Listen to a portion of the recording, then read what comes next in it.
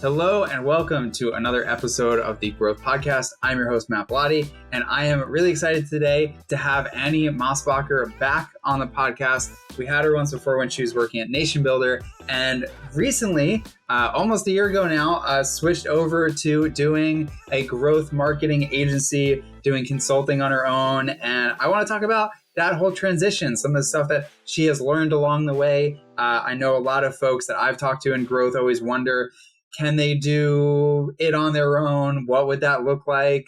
How would they build that? How would they get new clients and all that? So we have Annie. Annie, thanks so much for joining here again. Yeah, Matt, thanks for having me. Absolutely. So why don't you give it just like the quick rundown of your background, and then we'll go ahead and hop right in. Yeah. So I have been working in the SaaS space for just about the better part of a decade. I was at Nation Builder, which you mentioned, for several years, worked at another SaaS company over the 2020 year, mostly in kind of marketing and customer success work. So retention and growth marketing being the two pillars that I really love to do, leading teams that really focus on kind of B2B, both SMB and enterprise growth. Awesome. And so let's talk about your switch to running Decoded Strategies, which is your agency, firm, consulting, whatever you want to call it. Why did you make the switch going from practitioner to that? Was it just you wanted more control over your lifestyle? Was it, tell me more about that. Yeah, it still is kind of wild, actually, that switch happened in my life. So it's fun to think back and talk about. So I had joined a new company just right like 3 months before the pandemic hit. So had made a switch, was really excited to join a new software company. The pandemic hit, and then, we all had the year that we had, which was not what any of us thought was going to happen. So 2020 was, rough, man. It was a year where I think all of us in retention and growth had some of the biggest professional challenges, certainly that I've ever had. And so my year was very full of facing new challenges, retention, how we could support our customers and keep them with us just in every possible way. So it was an exciting year in a lot of ways for professional growth. It was a challenging year.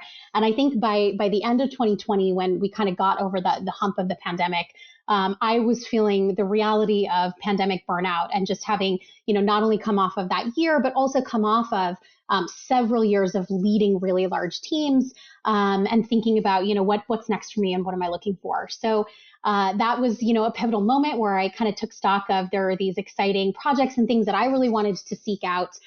Certainly the idea that you mentioned of managing my own day and being my own boss, that stuff was exciting as well. But it really was more, I wanted to take a little bit of a shift, make sure that I was continuing to challenge myself. And this seemed like the right way to do it. I love that. And it's something that I always think about for folks that are making that jump, or, the hesitation I hear is I don't know if I could pull it off. Do I have the expertise or the network to get clients? What gave you the confidence that you could actually make this leap? Was there confidence? I don't know.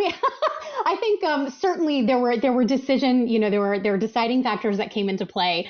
And still to this day, like I said, it's gosh, I can't believe that this is my life now. It's been incredible, but it was a hard leap, to your point. I think, there's a lot of self-doubt. There's a lot of worry. It's really risky, especially when you've come from the tech world where, for all intents and purposes, things are pretty stable. There's decent job security. There's good stability. There's a lot of, opportunities to grow in that world.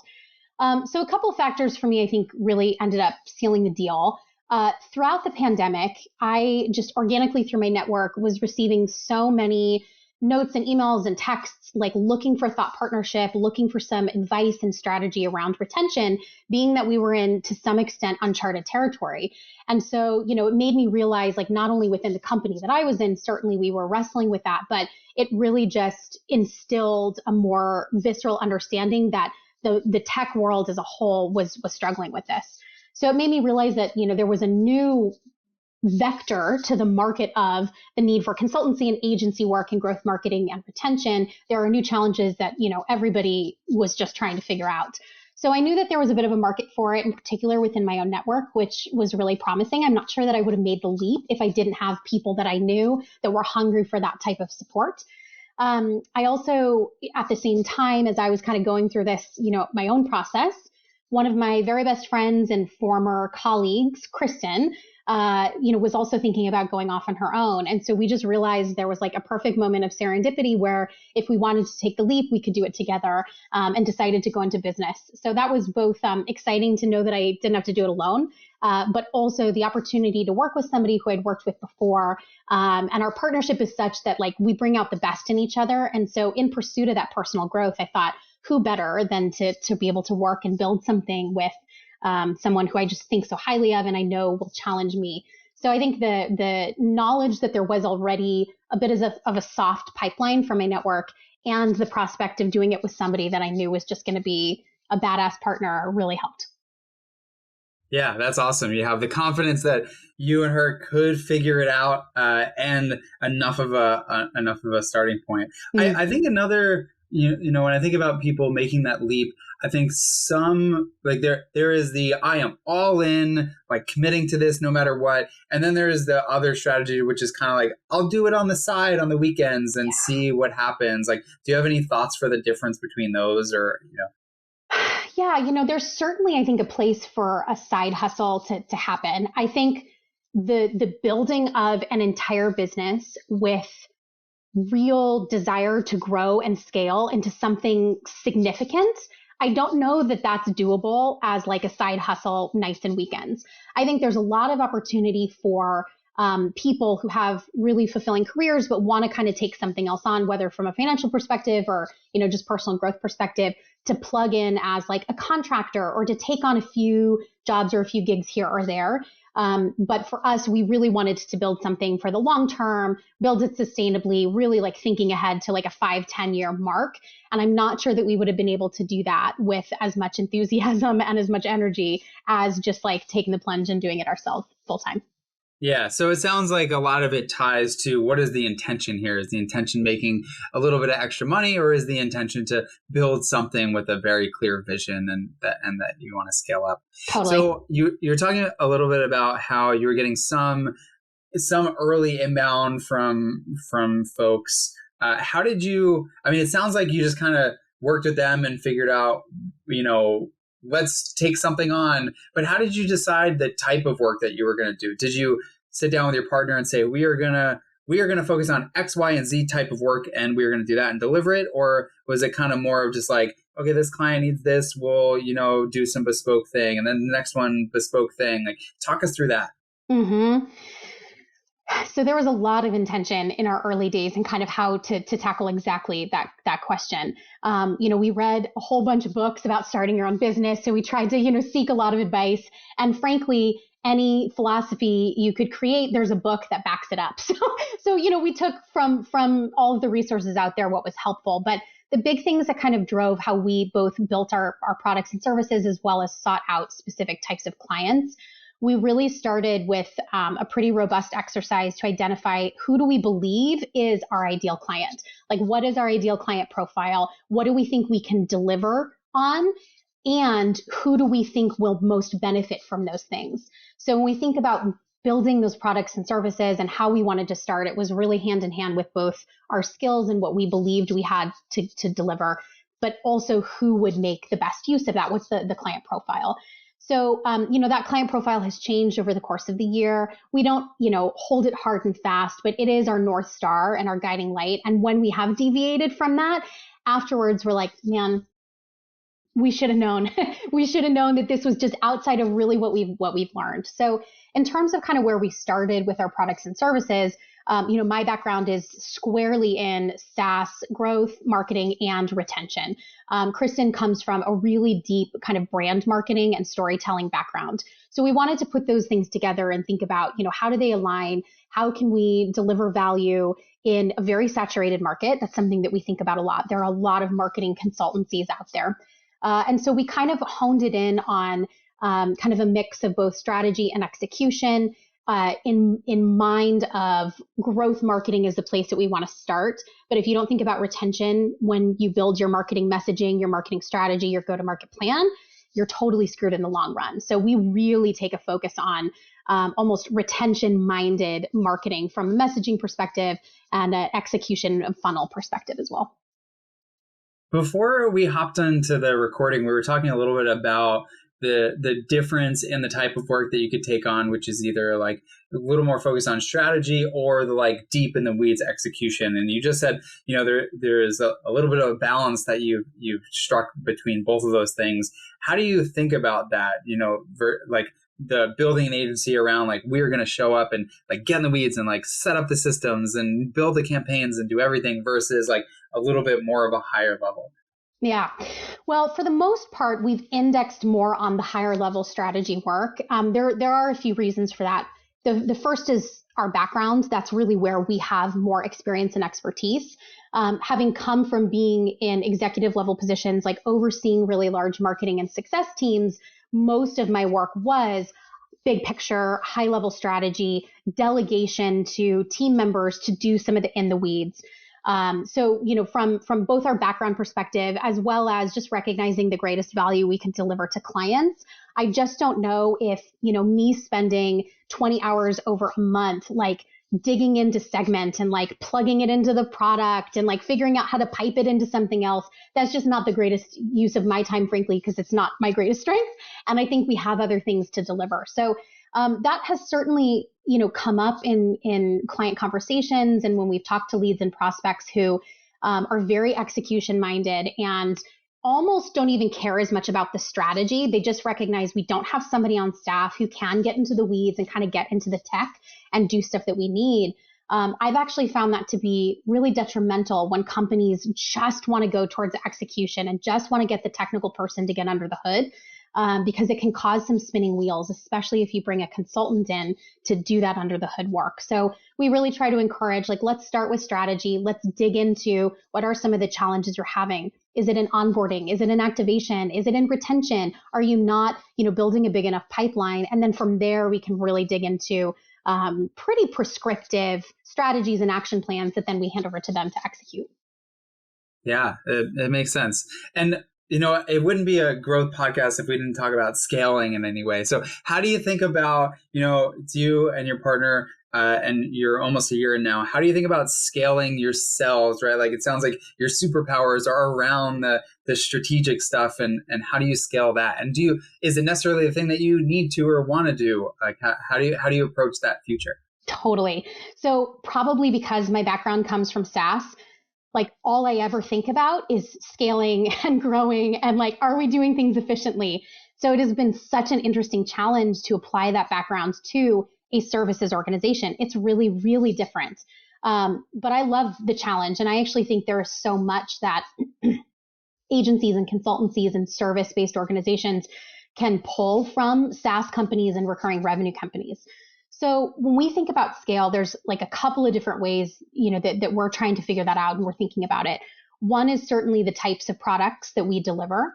So, with that kind of strategy focus that anchors most of our products, we also know that our greatest superpower, both Kristen and I, and what we share, is that we really have the ability to facilitate dialogue with clients and to tease out ideas and tease out the best kernels of content that they have in their minds and like just can't articulate. I think that's a big challenge people in marketing have in particular. We even have it with our own business. We work with external marketers to help us market our business because when you're so close to something, it's just really, really challenging to come at it from an objective perspective.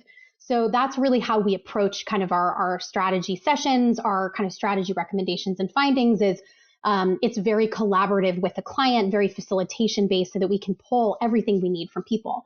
That's problematic in scale because that requires Kristen and I to be on conversations with all of our clients. So we've been really thinking about that and what can we distill that superpower down to like the smallest kernel, the MVP of our facilitated style of service and what does that look like? So for us, we haven't figured it out. We haven't cracked the nut yet. If any listener has, please email me and let me know. But what we've been trying to do is figure out, is there like a DIY product we could build where we infuse it with a lot of our best practices and our approach, but that somebody who can't pay a decently hefty price point for us might be able to reap some rewards and get some value from that on their own. We've really tried to build our products in a way that they can scale up and down for an SMB market and a price point as well as enterprise. So we think about that too. What's a kind of SMB version of a strategy package versus what's, something that will appeal and more to our enterprise clients. So I think that's really for us, like, how can we scale efficiently with our superpower? And we want to make sure that we're diversifying our client base so that we've got a healthy SMB business and an enterprise business to make sure that sustains us in growing for the future. Yeah, I love the way that you're thinking about it, because I mean, at core, the way you explain it is just the same that you would build a software product. You think about the target customers, the different price points. It's all about packaging and delivering that to market. You had also mentioned, I think, when we were talking earlier outside of this podcast, was that you started to bring in some folks for contracting to help, open up some more of your hours. Tell us more about that. Yes. So we did that pretty early on. And that was a bit of a risk, contracting out work that is very expensive, that can be very expensive and hits your margins. So we kind of started out the year with a pretty conservative kind of financial model and growth model where we pay very close attention to our margins. We pay very close attention to our profit margins in particular. That's really important to us. And so the decision for us, and looking at it almost on a matrix of, more of our time, what will that result in? Even if it's at the mercy of paying contractors and bringing contractors on, where is the algorithm that maximizes all of it? So we've kind of approached that from a place of hiring contractors for certain functions. So we do, in many of our client projects, execute copywriting. So if we build a strategy and kind of figure out the sales funnels that a company needs to execute on, a lot of that does hinge on coming up with a core brand messaging that can be used in marketing and retention strategies. I feel really passionately that there is not enough alignment between marketing teams and customer success teams around messaging. That's like a whole other conversation we can have. But because of that belief, we do a lot of copywriting. Well, Kristen and I can copywrite. I think we're pretty decent copywriters.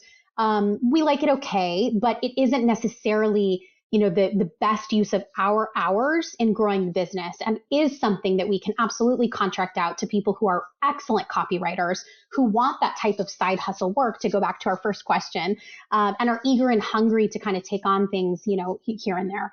So we've really kind of looked at what are the different functions that are required for us to run our business and to deliver client work that we might be able to contract out. And copywriting has been a big one. We have a couple of other places that we've brought on our contractors to help with, but that's been a huge, huge help for us in scaling our time and making us as efficient as we can possibly be. That is awesome. And when you think about, scaling the business, not just beyond your hours with contractors, but future customers as well, you got your starting point with some inbound. How do you think about scaling your pipeline so that you can get future clients? That's, something that I imagine many folks are thinking about as well. If they're thinking about making the leap, they could probably get a couple things going, but how do you actually turn that over into more business over time? Excellent question. So, I am kind of an insomniac, and what I usually spend my nights doing is thinking about work. I'll text myself things and send myself emails, all the stuff that eats up my brain in the middle of the night. And that's one of them. How are we going to continue to grow and increase our pipeline? We started this business with the desire to help as many people as we possibly could, and for us to shoot for the stars and see how big we can grow this thing. So we are always thinking about how we can grow and scale, specifically from a pipeline perspective and a client-based perspective. So I do think the focus on building an SMB and enterprise business, and that, two different sides of the business, has been a big driver for us. There are a lot of consultancies and agencies and even, solopreneurs out there who just want to go for the big fish. And we've seen excellent marketers and really brilliant strategists build their agencies with the goal of getting a handful of, 7-figure retainer clients on board. That takes a lot to support. So they've also then had to build a really big staff and, a lot of technical infrastructure to be able to support that. And as soon as one of those clients leaves, you're screwed. And we've seen, again, brilliant businesses go under for that. So, again, that diversity, I think, for us is a big deal. And so in thinking about how to build the pipeline, we look at a lot of our acquisition tactics in funnels. Like, what are the different funnels that we want to create so that we can attract those two segments to us in a relatively equitable way? Again, we haven't totally figured it out yet, but we're really trying to figure out, especially going into the new year. We've been so lucky this year with our inbound. How can we increase that inbound and maybe even start to think about outbound? And what does that look like so that we are building a sustainable low end and high end parts of our business? We also do not take for granted upsell. So a big part of our revenue growth this year has been through upsell. Again, I think because we look at marketing with such a retention eye, there's like a meta piece to that we want to retain our clients. We want to continue to grow and build relationships with our clients. But we also really want to encourage every one of our clients in their business to like not stop just because you have a beautifully written brand new website. You need to now think about how you're going to get more eyeballs on it. Once you get more eyeballs on it, how are you making more sales? Once you get more sales, how are you retaining those customers? How are you increasing renewals, et cetera?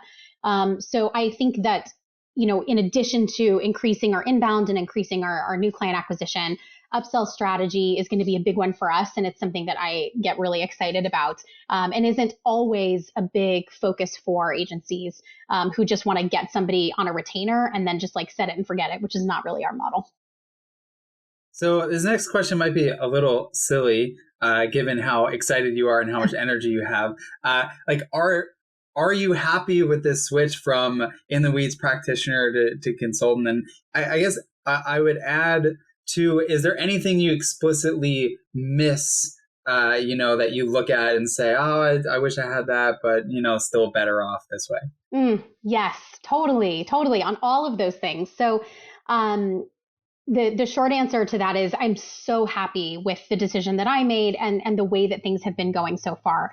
It's actually like one of my happiest years professionally because I get to build something from scratch. I'm really helping to drive the course of what we do. And every decision that I make with my business partner, we see the positive or negative of that. And I think it's hard in a really large tech company in particular to see that immediate result of your actions and your decisions. And so there's something so rewarding about that.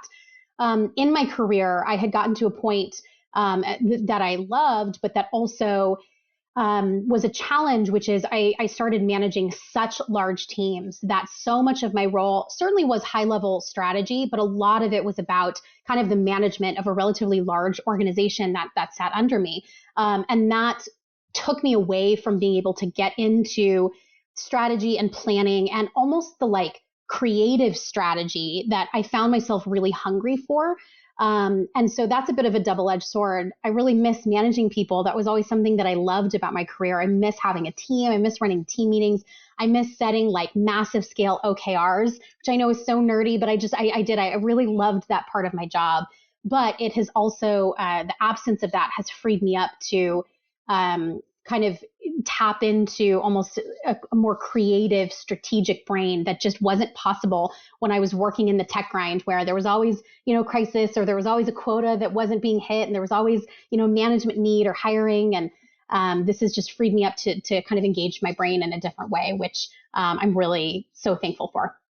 That's awesome. What a cool thing to be able to say that this is one of your happiest years professionally. That is. Oh, it's amazing. And like, I've gotten to work with companies that I never in my wildest dreams would have thought I'd be able to work with. And so I think that's been another big benefit is, you get to work with so many different people, personalities, companies, challenges.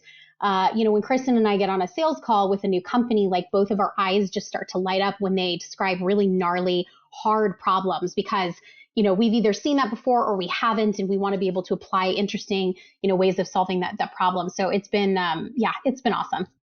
That is amazing. All right. Before we wrap here, was there anything else that you want to touch on that we maybe didn't get a chance to talk about yet? Yeah, I think, as I was reflecting on this and thinking about people out there who might want to make the leap for themselves, hopefully this was all helpful. But something that for me, I've tried to kind of hold on as a mantra as I've learned over the course of the year is to be open to surprises. So I am somebody who likes to plan. I like to have a plan. I like there to be a plan. That is just my nature. And throughout my, adulthood, I've learned that sometimes you have to go with the flow. And agility is certainly something I don't take for granted. But the course of this year, like the number of surprises that have come up in positive and in not so great ways has just been astounding. And we've learned so much from the kind of unexpected things that pop up. One of our kind of best verticals that we've started to work with is enterprise IT providers. I have never done anything with IT in my entire life. I know the word Kubernetes because like one time I was in a software engineering, stand up where they brought it up. But that's just not really a vertical or an area that we ever would have thought, oh, that's going to be a bread and butter part of our business. But really organically over the year, that has been, an industry that really needs a lot of marketing support, that doesn't have a lot of resources. It taps into our technical brains because we come from a SaaS place, so we can understand just enough to be able to make it really palatable for a wider audience. And what a surprise and what a fruitful surprise that's been. So I would say for anybody that is looking to kind of summon the energy and confidence to make a leap, be open to surprises because they may end up, being the make it or break it moment. So keep an eye out for those. Love it. What a great thing to end on. Annie, thank you so much for joining again on the podcast. It has been a pleasure. You're welcome, Matt. It's so good to talk with you. Yeah. All right. All of you listening, thank you so much for doing so. I know there are so many things you can listen to, watch, work on, play. Like there's so many things you could spend your time doing, and you're spending it here listening to the podcast, and I super appreciate it. If you're a fan, leave a review. I'm trying to get a few more written reviews there. Also, if you got any feedback, ideas for topics, guest suggestions, whatever it might be, my email is matt@drift.com. Thank you again for listening, and I will catch you on the next episode.